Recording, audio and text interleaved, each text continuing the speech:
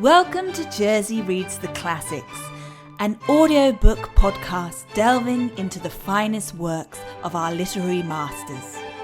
Unfortunately, it's read by this woman. What the hell? Who cares? Let's go on an adventure. Well, hello, and welcome back to Jersey Reads the Classics with me, your host, Rosa DeCandia. So nice to have you back where you belong. Welcome back, welcome back, welcome back, welcome back. That was an old TV show called, well, that's a theme song, Welcome Back, Kotter. And it had Gabe Kaplan and John Travolta. He played Vinnie Barbarino, and it was like big break. And it was about a bunch of these like loser misfit kids in like senior class. And Kotter was Mr. Kotter was the teacher, and they were all like whack jobs. I think in the Bronx, but some part of New York. Anyway, that was the theme song. Welcome back, Kotter. Look it up. Anyway, all right, my friends. I'm babbling before we even begin. So we're gonna move right along to The Wonderful Wizard of Oz by L. Frank Baum. Chapter 12, The Search for the Wicked Witch. The soldier with the green whiskers led them through the streets of the Emerald City until they reached the room where the guardian at the gates lived. This officer unlocked their spectacles to put them back in his great box, and then he politely opened the gate for our friends. "Which road leads to the Wicked Witch of the West?" asked Dorothy. "You know there's going to be no map." "There is no road," answered the guardian of the gates. "No one ever wishes to go that way." "Well, how then are we to find her?" inquired the girl. "That will be easy," replied the man. "For when she knows you are in the country of the Winkies, she will find you and make you all her slaves." Well, thank you for that little power of positive thinking, and thank you for implanting that in my brain, you frickin' dick. Jeez.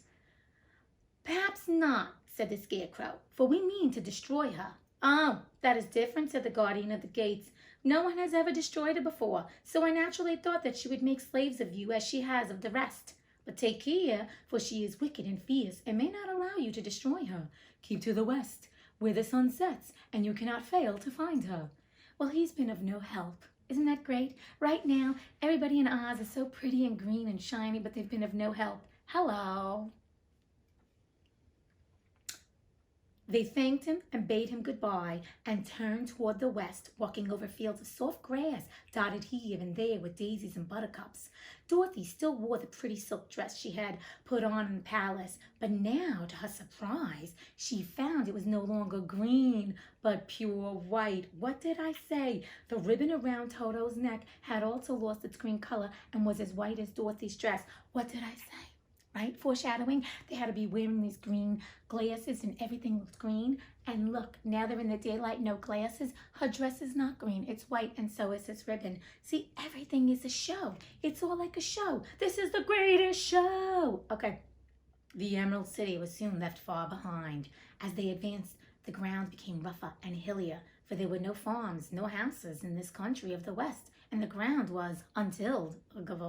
In the afternoon, the sun shone hot in their faces, for there were no trees to offer them shade, so that before night, Dorothy and Toto and the lion were tired and lay down upon the grass and fell asleep, with the woodman and the Scarecrow keeping watch.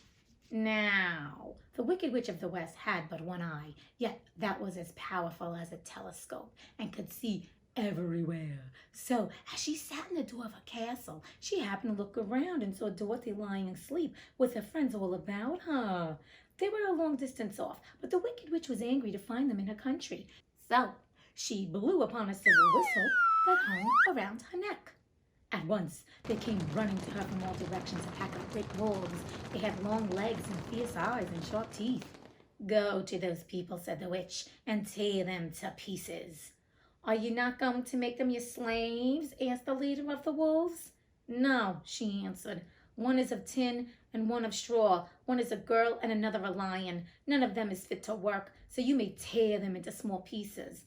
Well, this is quite dark and quite violent. Good Lord. My God. "Very well," said the wolf, and he dashed away at full speed, followed by the others. It was lucky the Scarecrow and the woodman were wide awake and heard the wolves coming. "This is my fight," said the woodman, "so get behind me and I will meet them as they come." He seized his axe, which he had made very sharp. And as the leader of the wolves came on, the Tin Man swung his arm and chopped the wolf's head from its body so that it immediately died. As soon as he could raise his axe, another wolf came up, and he also fell under the sharp edge of the Tin Woodman's weapon. My God, the Tin Woodman is fierce. Need him in battle. There were 40 wolves, and 40 times a wolf was killed, so that at last they all lay dead in a heap before the Woodman. He's got a lot of heart when it comes to killing wolves. Once again, he's got to defend his comrades. So I respect that. Much love and respect to you, Tin Woodman. Then he put down his axe and sat beside the Scarecrow, who said, "It was a good fight, friend."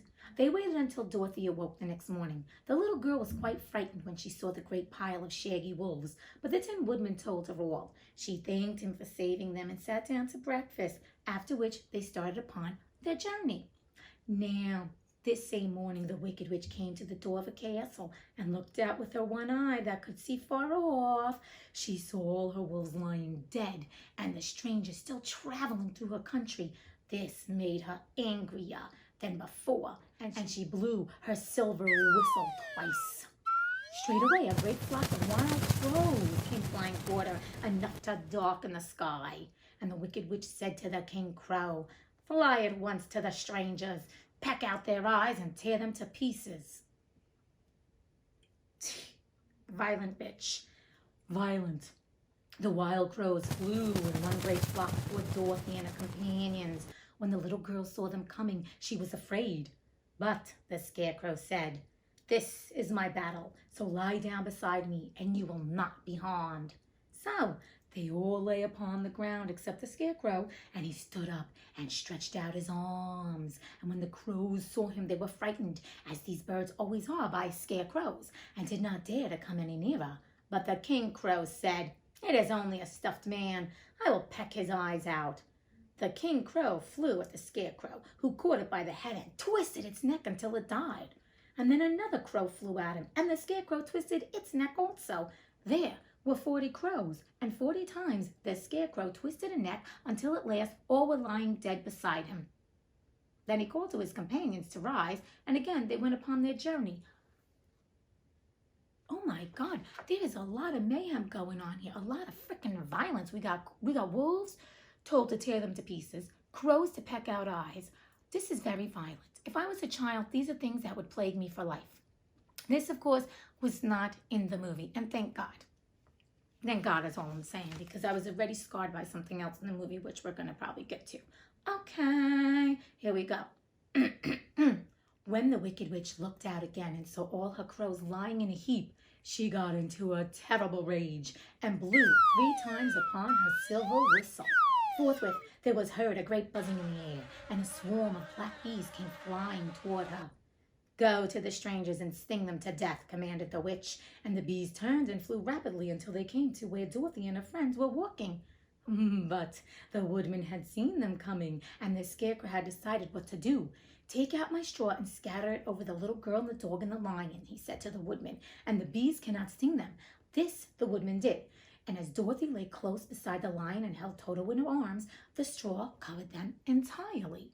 The bees came and found no one but the Woodman to sting, so they flew at him and broke off all their stings against the tin without hurting the Tin Woodman at all. And as bees cannot live when their stings are broken, that was the end of the black bees, and they lay scattered thick about the Woodman like little heaps of fine coal.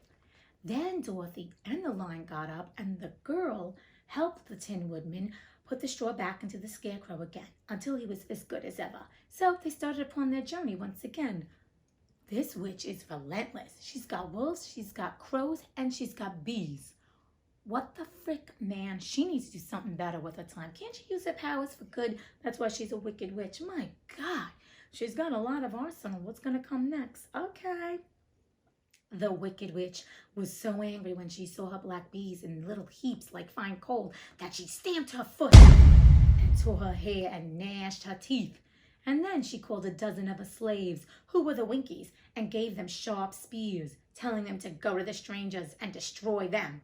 The Winkies were not a brave people, but they had to do as they were told. So they marched away until they came near to Dorothy. Then the lion gave a great roar and sprang toward towards them, and the poor Winkies were so frightened that they ran back as fast as they could. Look at that, now the lion has stepped up to the plate. When they returned to the castle, the Wicked Witch beat them well with a strap and sent them back to their work, after which she sat down to think what she should do next. She could not understand how all her plans to destroy these strangers had failed, but she was a powerful witch and also a bitch, as well as a wicked one, and she soon made up her mind how to act. There was, in her cupboard, a golden cap with a circle of diamonds and rubies running round it. This golden cap had a charm. Whoever owned it could call 3 times upon the winged monkeys, who would obey any order they were given. But no person could command these strange creatures more than 3 times. Twice already the Wicked Witch had used the charm of the cap. Once was when she had made the Winkies her slaves and set herself to rule over the country. The winged monkeys had helped her do this. The second time was when she had fought against the Great Oz himself and driven him out of the land of the West. The winged monkeys had also helped her in doing this. Only once more could she use this golden cap, for which reason she did not like to do so until all her other powers were exhausted. But now that her fierce wolves and her wild crows and her stinging bees were gone, and her slaves had been scared away by the cowardly lion, she saw there was only one way left to destroy Dorothy and her friends. Just to let you know, if you haven't seen the movie, but I'm sure you have, the winged monkeys are in the movie, and it ain't pretty. That's who scared and terrified me. They're very scary. Look up the winged monkeys in the movie Wizard of Oz, but I'm sure you've seen it, and you're probably terrified from it too. So I'm going to say, so the Wicked Witch took the golden cap from her cupboard and placed it upon her head. Then she stood upon her left foot and said slowly, Epe, Pepe, Kake. Next, she stood upon her right foot and said, Hilo, holo, hello. After this, she stood upon both feet and cried in a loud voice, Sizzy, Zuzi, Zik. Now the charm began to work. The sky was darkened, and a low rumbling sound was heard in the air. There was a rushing of many wings, a great chattering and laughing, and the sun came out of the dark sky to show the Wicked Witch surrounded by a crowd of monkeys, each with a pair of immense and powerful wings on his shoulders. One, much bigger than the others, seemed to be their leader. He flew close to the witch and said, You have called us for the 3rd and last time. What do you command? Go to the strangers who are within my land and destroy them all except the lion, said the Wicked Witch. Bring that beast to me, for I have a mind to harness him like a horse and make him work. Your command shall be obeyed, said the leader. Then, with a great deal of chattering and noise, the winged monkeys flew away to the place where Dorothy and her friends were walking. Some of the monkeys seized the Tin Woodman and carried him through the air until they were over a country thickly covered with sharp rocks. Here, they dropped the poor woodman, who fell a great distance to the rocks, where he lay so battered and dented that he could neither move, nor groan. Others of the monkeys caught the scarecrow, and with their long fingers pulled all of the straw out of his clothes and head. They made his hat and boots and clothes into a small bundle and threw it into the top branches of a tall tree. The remaining monkeys threw pieces of stout rope around the lion and wound many coils about his body and head and legs until he was unable to bite or scratch or struggle in any way. Then they lifted him up and flew away with him to the witch's castle, where he was placed in a small yard with a high iron fence around it so that he could not escape. But Dorothy, they did not harm at all. She stood with Toto in her arms, watching the sad fate of her comrades and thinking it would soon be her turn. The leader of the winged monkeys flew up to her, his long, hairy arms stretched out and his ugly face grinning terribly. But he saw the mark of the good witch's kiss upon her forehead and stopped short, motioning the others not to touch her. We dare not harm this little girl, he said to them, for she is protected by the power of good, and that is greater than the power of evil. All we can do is carry her to the castle of the Wicked Witch and leave her there. They know, see? The winged monkeys know the difference between good and evil. They're just doing whatever the witch tells them to do. It's the last wish. And look at that. And what does she say? What did he say? The power of good always is greater than the power of evil. Chew on that for a little bit, my friends. Just when you think the evil is winning, don't worry. The good's always going to come up and scoop in and win. Don't worry. Hurrah, hurrah. Okay. So carefully and gently, they lifted Dorothy in their arms and carried her swiftly through the air until they came to the castle, where they set her down upon the front doorstep. Then the leader said to the witch, "We have obeyed you as far as we are able. The Tin Woodman and the Scarecrow are destroyed, and the lion is tied up in your yard. The little girl we dare not harm, nor the dog she carries in her arms. Your power over our band is now ended, and you will never see us again." Bye, bitch. Then all the winged monkeys, with much laughing and chattering and noise, flew into the air and were soon out of sight. The Wicked Witch was both surprised and worried when she saw the mark on Dorothy's forehead, for she knew well that neither the winged monkeys nor she herself dare hurt the girl in any way. She looked down at Dorothy's feet, and seeing the silver shoes, began to tremble with fear, for she knew what a powerful charm belonged to them. At first, the witch was tempted to run away from Dorothy, but she happened to look into the child's eyes and saw how simple the soul behind them was, and that the little girl did not know of the wonderful power the silver shoes gave her. So the Wicked Witch laughed to herself and thought, "I can still make her my slave, for she does not know how to use her power." Then she said to Dorothy harshly and severely, "Come with me and see that you mind everything I tell you, for if you do not, I will make an end of you, as I did of the Tin Woodman and the Scarecrow." Dorothy followed her through many of the beautiful rooms in the castle until they came to the kitchen, where the witch bade her clean the pots and kettles and sweep the floor and keep the fire fed with wood. I would love to know, and I'm sure we will find out, what the silver shoes can do, because Dorothy's had them on the whole time, and she don't know, and no one's been telling her what the hell is going on. But now she's a slave to the Wicked Witch, that friggin' bitch. I'm sorry, she get the B, well, she actually gets the C word. I won't say that because it's a little bit too explicit, but she deserves the C word and the T word. The T word, you know, that ends with another T and it's only 4 letters. Okay, we're just not going to say that. Dorothy went to work meekly, with her mind made up to work as hard as she could, for she was glad the Wicked Witch had decided not to kill her. That's true. See, Dorothy's finding the good in that. With Dorothy hard at work, the witch thought she could go into the courtyard and harness the Cowardly Lion like a horse. It would amuse her, she was sure, to make him draw her chariot whenever she wished to go to drive. Well, she's got a chariot too, this bitch.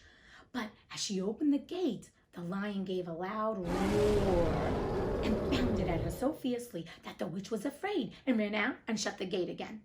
"If I cannot harness you," said the witch to the lion, speaking through the bars of the gate, "I can starve you. You shall have nothing to eat until you do as I wish." So after that she took no food to the imprisoned lion, but every day she came to the gate at noon and asked, "Are you ready to be harnessed like a horse?" And the lion would answer, "No. If you come in this yard, I will bite you." The reason the lion did not have to do as the witch wished was that every night, while the woman was asleep, Dorothy carried him food from the cupboard.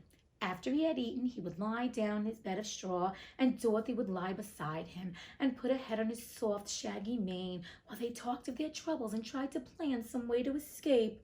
But they could not find no way to get out of the castle, for it was constantly guarded by the yellow Winkies, who were the slaves of the Wicked Witch and too afraid of her not to do as she told them.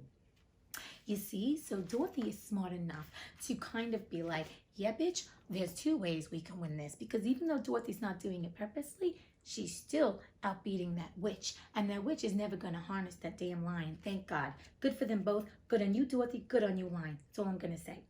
The girl had to work hard during the day, and often the witch threatened to beat her with the same old umbrella she always carried in her hand. But in truth, she did not dare to strike Dorothy because of the mark upon her forehead. The child did not know this and was full of fear for herself and Toto. Once the witch struck Toto a blow with her umbrella, and the brave little dog flew at her and bit her leg in return. The witch did not bleed where she was bitten, for she was so wicked that the blood in her had dried up many years before. Good God, is she even human? Dorothy's life became very sad as she grew to understand that it would be harder than ever to get back to Kansas and Aunt Em again. Sometimes she would cry bitterly for hours, with Toto sitting at her feet and looking into her face, whining dismally to show how sorry he was for his little mistress. Toto did not really care whether he was in Kansas or the land of Oz, so long as Dorothy was with him. But he knew the little girl was unhappy, and that made him unhappy too. Well, it's too bad that Toto doesn't speak, because if Toto spoke, maybe he would say, bitch, you know what, let's make the most of this. And he would console her a different way. But he's speaking through his little sounds and his tail and all that other way, because they have an unconditional love, and that's what pets do. You can communicate with your pets, okay? We know this. We know this. Look in their eyes. Their soul is so deep. Now the Wicked Witch had a great longing to have for her own the silver shoes which the girl always wore. Her bees and her crows and her wools were lying in heaps and drying up, and she had used up all the power of the golden cap. But if she could only get hold of the silver shoes, they would give her more power than all the other things she had lost. She watched Dorothy carefully to see if she ever took off her shoes, thinking she might steal them. But the child was so proud of her pretty shoes that she never took them off except at night and when she took her bath. I wouldn't take off silver shoes either. I have to because I can't wear them all day, but I really do want to wear my silver shoes. I love them. The witch was too much afraid of the dark to dare go into Dorothy's room at night to take the shoes, and her dread of water was greater than her fear of the dark, so she never came near when Dorothy was bathing. Indeed, the old witch never touched water, nor ever let water touch her in any way. Okay, isn't this interesting? She's evil, as evil is, and she's afraid of the dark, and she's afraid of water. Ugh, and she's got no blood. I think she's more than a witch. Good God. But the wicked creature was very cunning, and she finally thought of a trick that would give her what she wanted. She placed a bar of iron in the middle of the kitchen floor, and then by her magic arts made the iron invisible to human eyes, so that when Dorothy walked across the floor, she stumbled over the bar, not being able to see it, and fell at full length. She was not much hurt, but in her fall, one of her silver shoes came off, and before she could reach it, the witch had snatched it away and put it on her own skinny foot. The wicked woman was greatly pleased with the success of her trick, for as long as she had one of the shoes, she owned half the power of their charm, and Dorothy could not use it against her, even had she known how to do so. The little girl, seeing she had lost one of her pretty shoes, grew angry and said to the witch, "Give me back my shoe." "I will not," retorted the witch, "for it is now my shoe and not yours." "Oh, you are a wicked creature," cried Dorothy. "You have no right to take my shoe from me." "I shall keep it just the same," said the witch, laughing at her, "and someday I shall get the other one from you too." This made Dorothy so very angry that she picked up the bucket of water that stood near and dashed it over the witch, wetting her from head to foot. Instantly, the wicked woman gave a loud cry of fear. And then, as Dorothy looked at her in wonder, the witch began to shrink and fall away. "See what you have done," she screamed. "In a minute I shall melt away." "I'm very sorry indeed," said Dorothy, who was very truly frightened to see the witch actually melting away like brown sugar before her very eyes. "Brown sugar, how come you taste?" Is that the Rolling Stones. "Didn't you know water would be the end of me?" asked the witch in a wailing, despairing voice. "Of course not," answered Dorothy. "How should I?" "Well, in a few minutes I shall be all melted, and you will have the castle to yourself. I have been wicked in my day, but I never thought a little girl like you would ever be able to melt me and end my wicked deeds. Look out, here I go." Damn, no wonder that bitch never took a shower. How long? And she was afraid of water and the dark. Okay. With these words, the witch fell down in a brown, melted, shapeless mass and began to spread over the clean boards of the kitchen floor. Seeing that she had really melted away to nothing, Dorothy drew another bucket of water and threw it over the mess. It's like, okay, got more cleaning to do. I love it. She then swept it all out the door. After picking out the silver shoe, which was all that was left of the old woman, she cleaned and dried it with a cloth and put it on her foot again. Then, being at last free to do as she chose, she ran out to the courtyard to tell the lion that the Wicked Witch of the West had come to an end and that they were no longer prisoners in a strange land. Wow, that was a good chapter.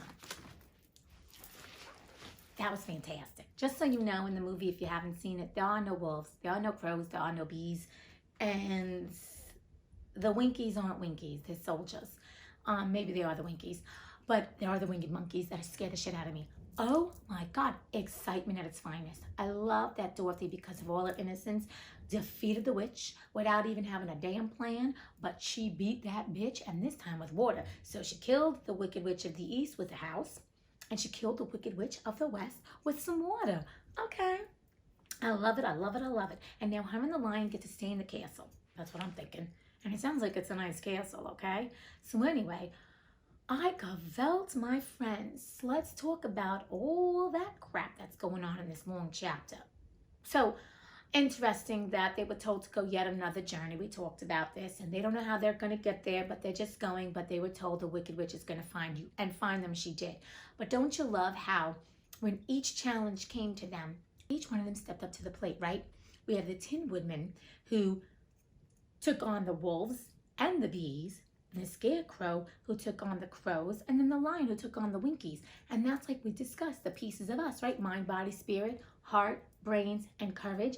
We are given challenges every day of our lives, and we have to utilize these gifts that we have already inherent within us, our traits, to fend it off. And that's the same thing whenever we find challenges, right? Like, okay, Dorothy was pushed to the limit. So you're like, well, Dorothy didn't use anything, but she did. When she got pushed to the end of her rope, she took it, and she just took the bucket of water, not knowing she was going to defeat the witch, but melted the witch. And the thing is this, you have all these tools already in you for when challenges come upon you. And I think what happens to a lot of us, including myself, we face some trials and tribulations, and sometimes we think it's going to beat us down. But haven't you realized it really doesn't? I'm going to encourage you to think back about a time in your life where a challenge really has come to you and you didn't think you were going to get through it. And we've posed this before, but yet you've gotten through it because you have found some reservoir of strength, intelligence, heart, courage, whatever it was, to face and step up. Because that's what we do as humans. We do have strong spirit if we believe in ourselves and to just trust ourselves to face any challenge and take it head on. Listen, each day is a challenge, especially now during this very tumultuous time with the pandemic. And I don't make light of it, and I continue to say that. But the point is this, each day the challenge is getting up and staying in a place of peace and calm. And I understand that that is not easy for us. But we can find that reservoir of faith and spirit and hope to know that this too will pass. It's not going to happen tomorrow. We know that. They're working on the vaccines, and we know by the time people get it. But we have to have that hope, that little ray of sunshine, because we know at the end of the day, when you don't have any hope, you don't want to get out of bed, you don't want to do anything. And sometimes that happens in our lives. I've been there, and I understand that, so I don't make light of it. Remember, this isn't therapy. This is just to make you feel good and for you to find already the strength that's already there, because I know that all of us have strength and hope and love and faith and beauty and grace and all these beautiful qualities. And the thing is, we're not feeding it because we're not taught to feed that in our society. And I think now with the shift of what's happening with things, the uprisings and everything that's happening on our planet, it's because things need to change, because now it's time for all of us to find the inner strength, our inner beauty, our inner peace, our inner calm, our faith, our hope, and to bring that out and to share that and to be a beacon of light first for ourselves, so that we can also be a beacon of light for others. So with this chapter, I just think it's interesting that the challenges they face, but each part of Dorothy, because let's realize the Tin Woodman, the Scarecrow, the Lion are parts of her, she steps up to the occasion, and at the end, physically, Dorothy steps up to the occasion. So we now have taken on mentally, because the Scarecrow was smart. He's like, spread my things out over them, and I'll protect them with the straw, and the bees will get you, so that's mental. The spiritual is more about, well, actually, her spiritual strength is just being a slave and taking it and just going through the motions. The heart-wise is the Tin Woodman with all conviction, even though he doesn't like to kill things. He knows he's got to protect his friends, and, they're kind of his family. And, he kills the wolves. So I think mind, body, spirit. And then physically at the end, Dorothy is so like, oh my God, she stands up to the witch and throws her a bucket of water. And it's just like athletes. They get into races or whatever they're doing. These people train hard. We've talked about that before. I could never be an athlete. I was not born an athlete and never will be. But they have their mind so focused. But even physically, when they are tested, they get through. And you want to know what that is? It's the human spirit. So today, I just want you to celebrate your human spirit. You know what? Think about all the challenges you have overcome, and know that you will overcome any other challenges that are facing you right now or in the future. And then once you overcome it, who have you become because of it? And who will you become because of it? Because out of all this pandemic and stuff that we're going through, we all are going to rise to be better people. And I know sometimes it may not seem like that with the people that we do see that are pulling shit that they shouldn't be doing. But you know what? Let's not focus on the bad. Let's focus on the good. There are a lot of good people that are doing good things just like you are. And if you're sitting here watching this, that means this resonates with you. And I'm just a reflection of you. So let's stay in a place of love, light, and hope, and faith, and knowing that we are strong in spirit, strong in mind, body, and spirit, and that we already have these traits and strength, and that we can overcome anything we choose to overcome and not let us beat us. So, my friends, on that note, I just am hoping you stay in a place of beauty, love, peace, light, hope, faith, and joy, and all that good stuff, and knowing that you are strong enough, and that everything that you are going through is going to make you even better than you are now. Not that you're not perfect, because you already are perfect, whole, and complete. It's just that we can always become a little bit more shinier, right? Just rub us like a little diamond and become a little bit more shiny. We're just getting polished up. All right, my friends, lots of love and light. You stay beautiful. You stay enough. You stay worthy. I will talk to you soon. Adieu.